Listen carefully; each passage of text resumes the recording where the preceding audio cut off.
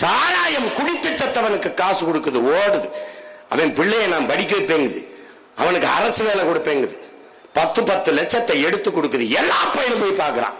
சட்டப்படி குற்றத்தை கோணுப்படுத்தி போய் குடிச்சு செத்தத நடிகனை பார்க்க போய் சிக்கி செத்ததுக்கு 34 லட்சம் கொடுக்குது.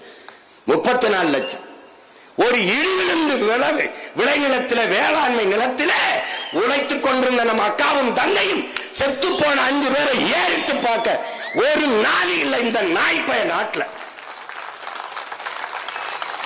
செத்து விழுந்த நெத்தியில ஒத்தரவா போட்டு வைக்க ஒரு வயதர வரல. இதாண்டா இவங்க ஆட்சி. இவங்களை ஒழிக்கணும் தாண்டா நமது முன்னவர்கள் கலந்தார்கள். அவனவன் இருந்த இடத்தில் அவனவன் கடமையை செஞ்சான். அவன் வாழ்ந்த காட்டை காடாக வைத்திருந்தான் வீரப்பன். வெண்டடா பதில் இருக்கு, இங்க பதில் இருக்கா? அவன்டே வீரப்பனே திருடன் அப்படி என்றால் ஜெயலலிதாவுக்கும் கருணாநிதிக்கும் பேர் என்ன?